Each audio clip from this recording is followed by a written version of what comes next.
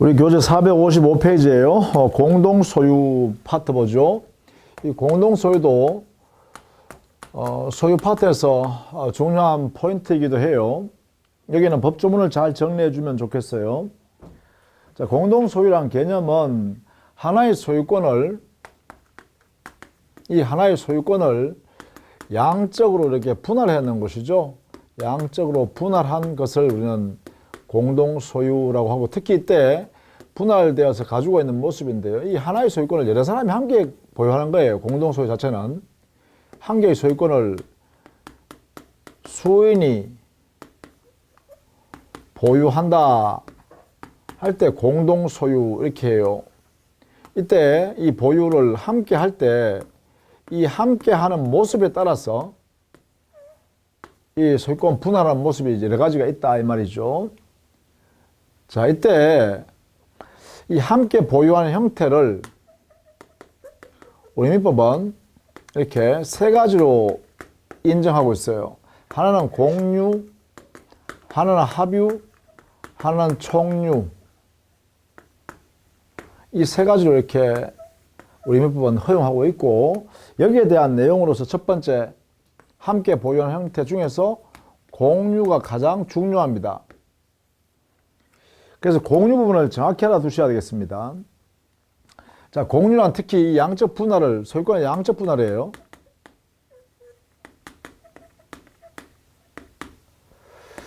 소유권을 양적 분할했어요.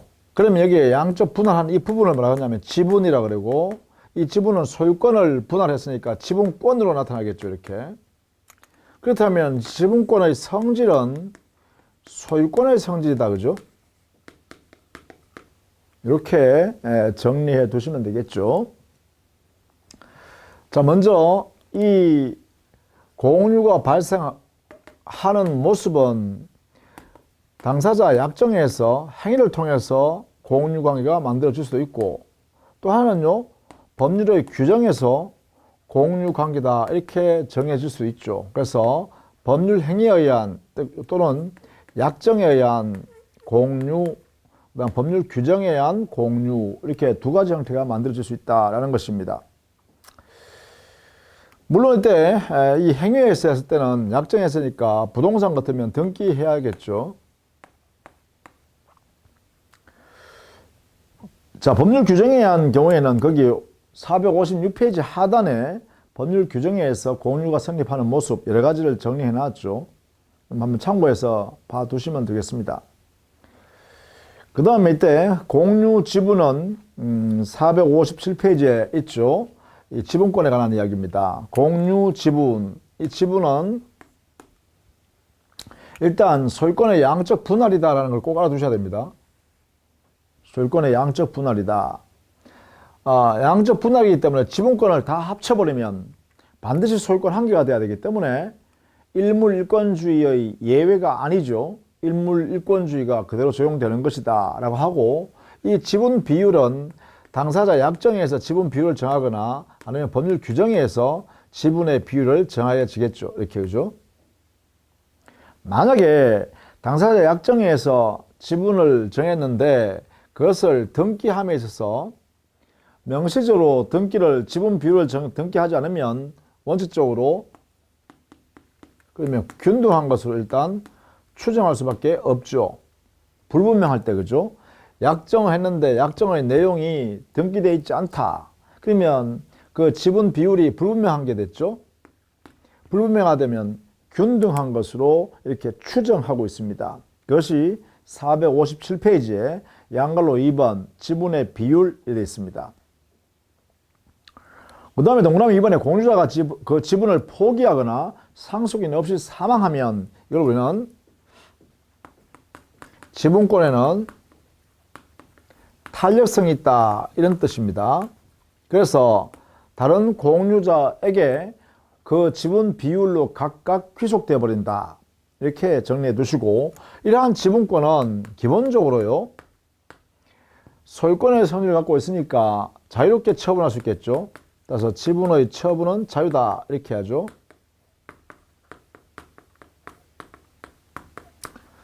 이게 대원칙입니다. 소유권 처분이 자유롭듯이 처분이 자유롭습니다. 다만 이 처분의 자유를 당사자 약정에서 제한할 수 있죠. 약정에 의한 제한. 이게 가능합니다.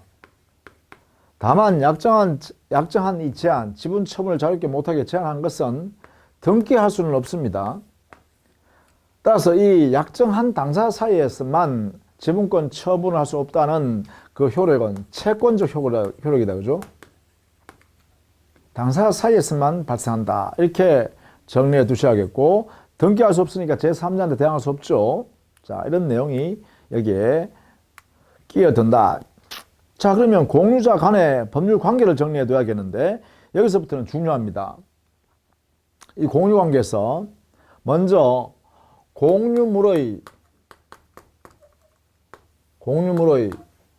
사용이나 수익은 어떻게 하느냐 하면, 이것은 지분권의 비율에 따라서 사용 수익을 전부에 대해서 할 수 있습니다. 공유물 전부에 대해서. 그죠?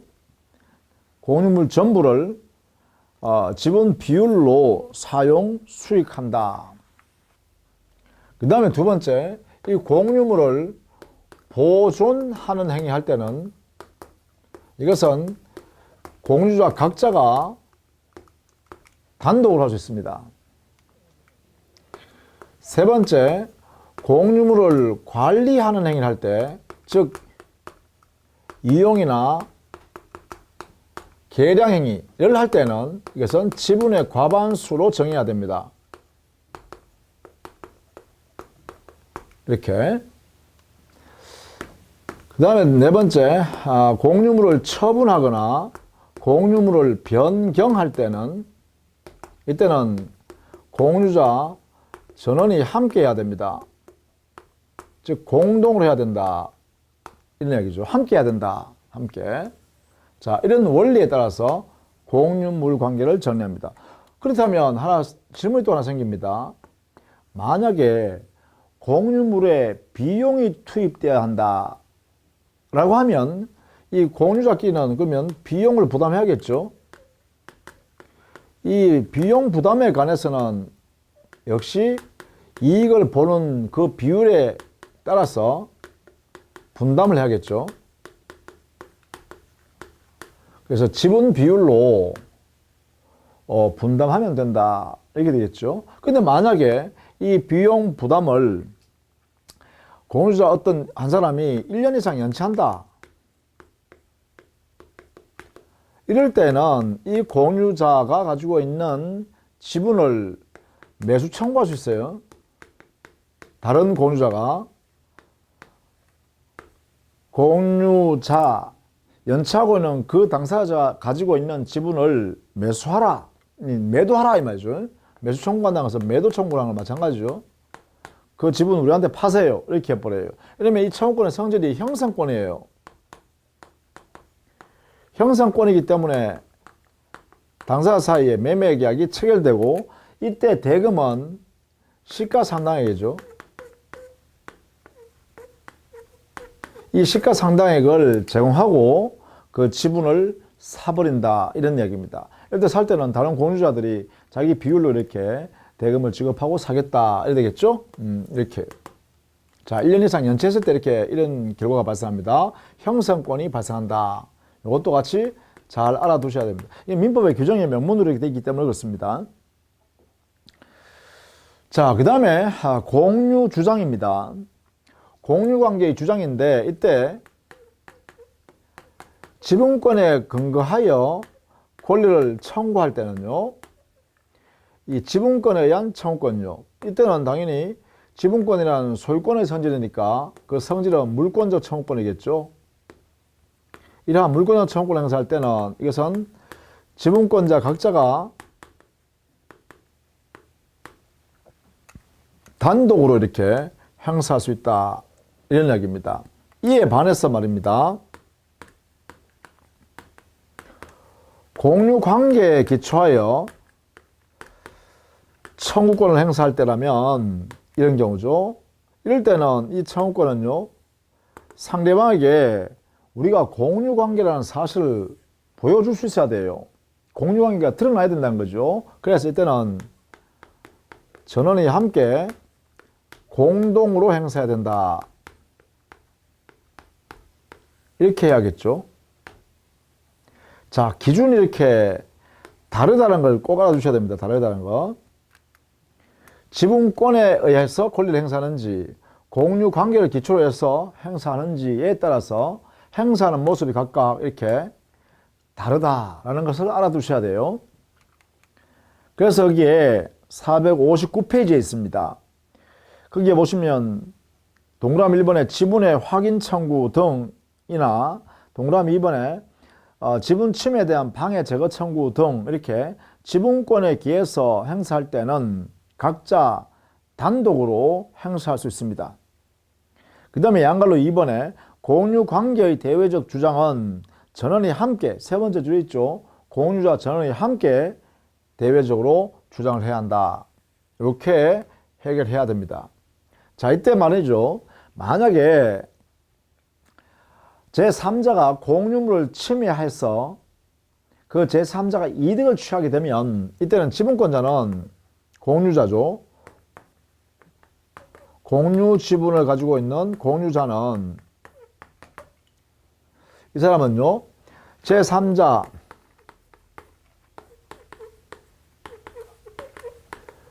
불법 침해한 사람에 대해서 말입니다. 이렇게 권리 행사죠. 두 가지 형태가 존재할 수 있습니다. 하나는 불법 행위를 저질렀으니까 손해배상을 청구할 수 있을 것이고, 하나는요, 악의의 부당이득을 취하는 사람이니까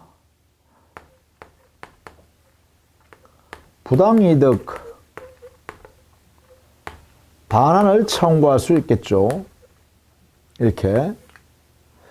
자, 이때 불법행위에 의한 손해배상 청구하거나 부당이득에 의한 반환 청구를 이렇게 행사할 때는 여기에는 공유자는요, 반드시 자기가 가지고 있는 이 지분권 요 범위 안에서 행사해야 됩니다. 지분 비율에 따른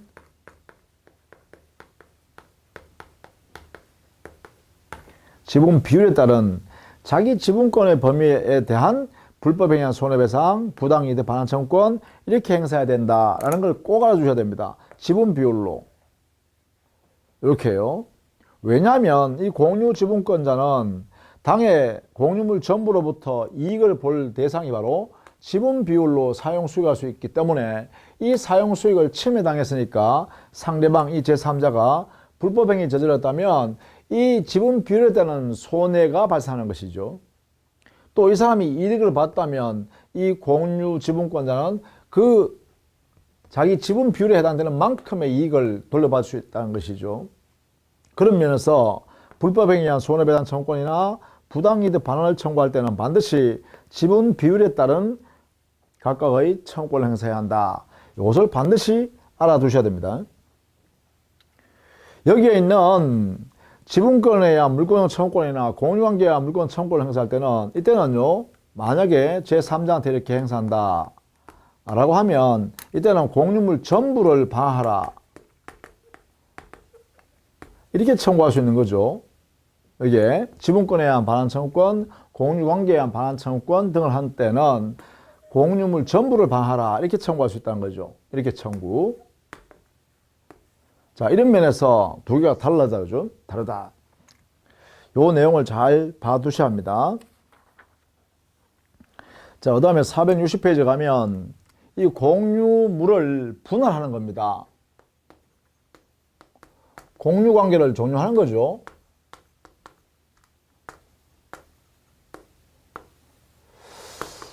자, 이때 공유자는 분할 청구권을 가지고 있어요. 이 분할 청구권은 형성권이기 때문에 자유롭게 행사할 수 있어요. 형성권으로서 아무런 제한이 원칙적으로 없습니다.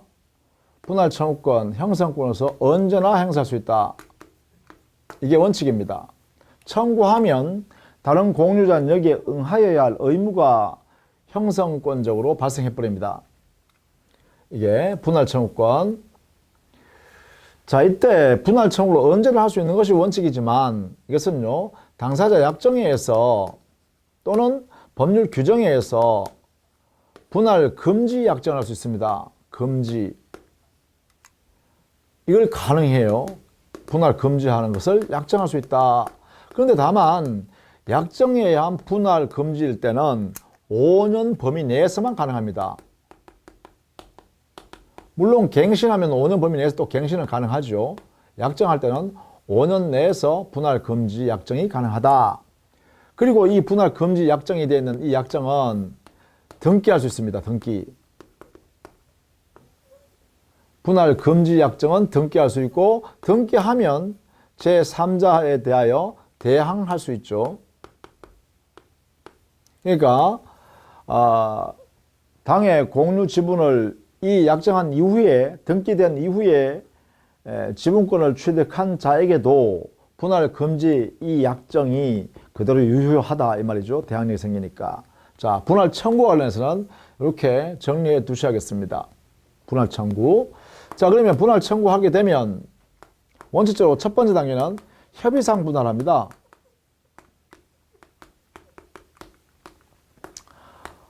공유자끼리 모여서 협의를 해봐야 된다라는 것이죠. 자, 이 협의상 분할할 때 이 분할의 방법은 원칙은 현물 분할이 원칙이죠.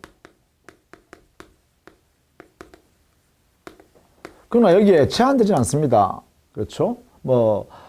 대금 분할이라든지 가격 배상 분할이라든지 다른 분할 방법을 당사자 합의해서 정할 수 있습니다. 다만 원칙은 이제 공유물 자체를 비율별로 이렇게 자르는 것이 원칙이다 이 말이죠. 자, 그래서 이게 합의가 되었다라고 하면 부동산에 따라서 당사자 합의한 내용대로 분할하고 각자가 186조에 따라서 등기 이전을 해야 됩니다. 등기 실행을 해야 합니다. 왜냐하면 법률 행위에 의한 부동산 물권 변동에 해당되니까 186조에 따라서 등기해야겠죠. 그런데 만약에 이 협의를 했으나 합의가 이루어지지 않는다. 서로 간에 분할된 부분에 소유권 취득하는 장소를 각각 서로 다르게 주장한다. 그러면 합의가 안 되겠죠. 합의가 되지 않았다면 이때는요. 결국은 세 번째 재판상 청구를 하게 되겠죠. 법원에 가서 판사님 이거 알아서 좀 잘라주세요 라고 할 수밖에 없죠. 그래서 재판상 분할 청구를 하게 됩니다. 소송을 제기하게 되겠죠. 이렇게 재판상 분할 청구, 법원에 의한 분할이 이루어진다라는 것이에요. 합의가 안 되니까 이런 단계로 넘어간다라는 것이죠. 자, 여기도 보면 협의를 해보고 안 되면 재판상 분할로 넘어간다라는 것이죠. 그래서 합의가 되어버리면 더 이상 재판상 분할을 할 수가 없습니다. 합의가 됐을 때는 소송을 제기할 수가 없습니다. 합의가 되지 않았을 때만 재판상 분할 청구 소송이 가능해요. 이때 이 소송의 형태는 형성의 소송이 됩니다. 그리고 공유자 전부가 소송을 같이 해야 돼요. 공동소송으로 해야 돼요. 공유자 전부가 원고나 피고 쪽에 다 들어와 있어야 된다는 거죠. 그래서 이건 필수적 공동소송이다. 이렇게 표현합니다. 따라서 이 소송이 형성 판결이기 때문에, 형성소송이기 때문에 법원에서 판결을 하면 이것은 형성 판결로 나타나겠죠. 그러면 형성 판결의 경우는 이게 확정되면 그때는 187조의 적용을 받죠. 그래서 여기는 등기를 요하지 않는다. 소유권 취득할 때 그죠. 따라서 판사님이 각각 분할해서 형성시켜주는 판결을 딱 결정을 내리면, 판결을 내리면, 선고하면 그 판결이 확정되는 순간에 각자가 소유권 취득하는 거예요. 등기 여부 따지지 않고 이렇게요. 이것이 바로 형성 판결에 해당되기 때문에 그렇습니다. 그래서 187조의 적용을 받는다 이래 되겠죠. 이때 물론 법원이 이 판결할 때도 역시 원칙적으로는 현물 분할이 원칙입니다. 이것을 원칙으로 삼습니다. 다만 여기가 구속되지는 않습니다. 여기와 마찬가지로 뭐 경멸 처분해서 대금 분할할 수도 있고 또 다른 방법으로 분할을 선택할 수도 있다라는 것이죠. 원칙이 이제 현물 분할이다 이렇게 되겠죠. 자, 이렇게 되면 드디어 세 번째, 분할의 효과는 각자가 소유권을 취득하는 거잖아요. 그죠? 언제부터 각자가 취득하냐 하면 이 소유권을 각자가 취득하는 그때부터입니다. 그래서 장래적 효과로 발생하죠. 분할한 그때부터 효력을 각자 소유권 취득한다라는 효과로 인정하기 때문에 이때 공유자는 다른 공유자에 대하여 지분 비율에 따른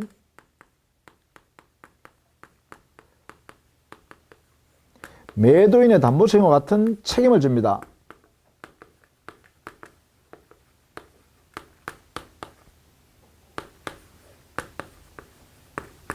이렇게 취급하고 있어요.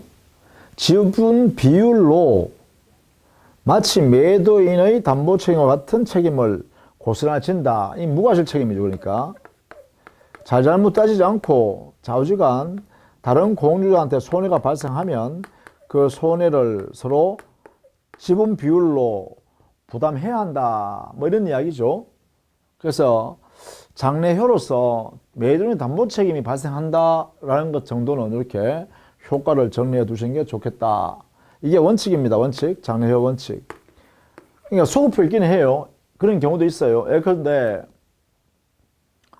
공동상속인이 상속재산을 분할하게 되면 그 분할의 효과는 피상속인이 사망한 때로 소급해서, 즉 상속이 발생한 그때부터 각자가 소유권 취득한 걸로 이렇게 취급하는 소급표 되는 경우도 예외가 있습니다. 그러나 원칙은 분할하는 그때부터 각자가 소유권 취득한다라는 것을 원칙으로 한다 이거죠. 자, 이렇게 해서 분할에 관한 효과를 정리했습니다. 자, 요렇게요. 공유 이 관계를 잘 정리해 두시기를 부탁합니다. 우리 시험에 대부분의 공동소유에서 나왔다 그러면 공유에 관한 내용이 먼저 나온다라고 생각하고 정리하면 되겠죠. 자, 그 다음에는 합유인데요. 이 합유는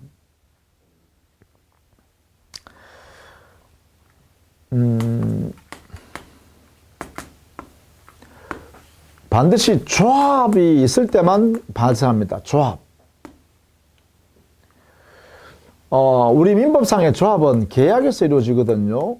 조합계약. 이 조합계약은 왜 하느냐 하면 공동 경영의 목적을 달성하기 위해서 재산을 출연하거나 노무를 제공하거나 이렇게 서로 간에 합의하는 거예요. 계약을 하는 거예요. 그래서 공동 경영할 목적이 있습니다. 이것을 위해서 서로 재산을 내놓는 관계로는 조합이라 하고, 그러면 조합이 되면 여기 재산이 발생하겠죠. 그 조합의 재산, 이것은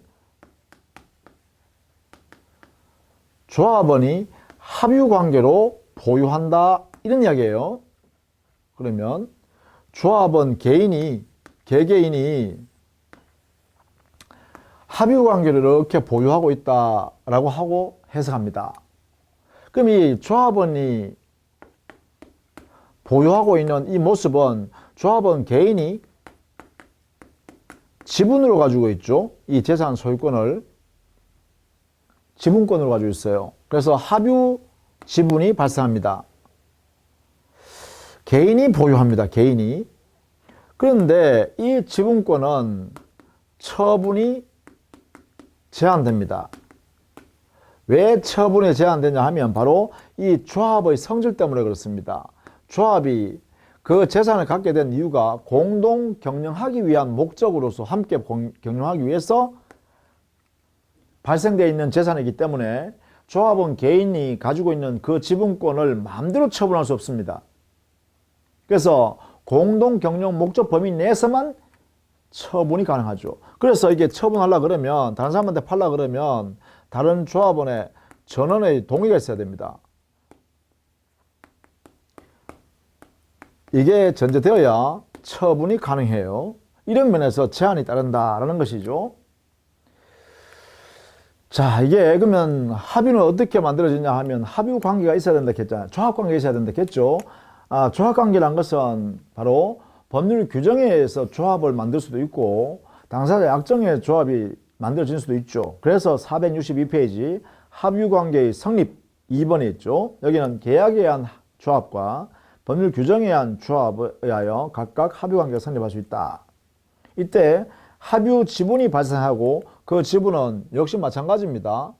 지분은 조합은 개인이 가지고 있는 소유권의 양적 분할로서 각자가 가지고 있으나 다만 거기에 처분을 위해서는 전원의 동의가 있어야만 합니다. 그래서 전원의 동의가 없으면 이 지분의 처분이 안 된다. 이렇게 해석하는 것이죠.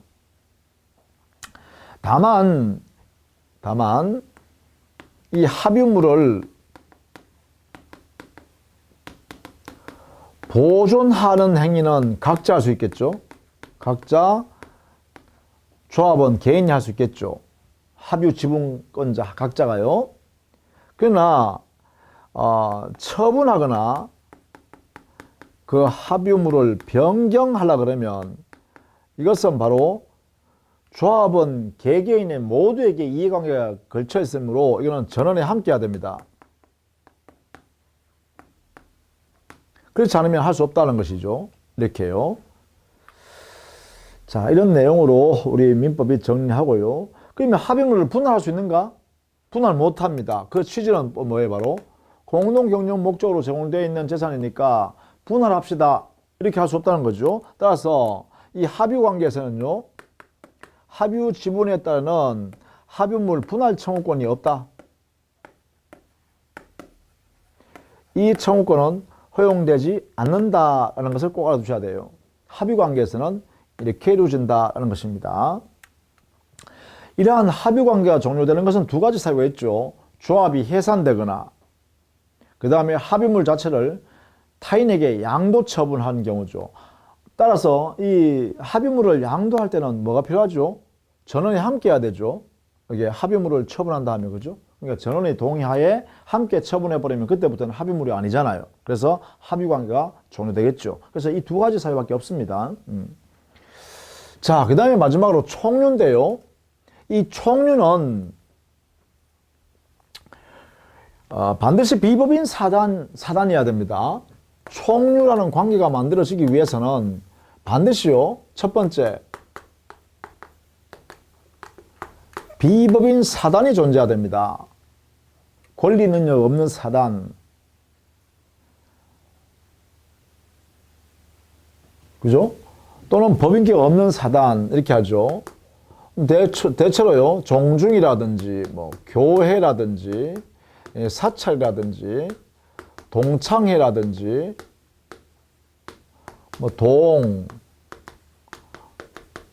동리라든지, 이렇게 비법인 사단의 형태가 여기에 재산이 있더라 이 말이에요. 소유권이 있더라 이 말이죠. 그러면 이 비법인 사단이 재산을 보유하는 형태를 뭐라 그러냐? 총류라고 한다 이 말이죠. 그러면 어때? 이 재산을 누가 가지고 있죠?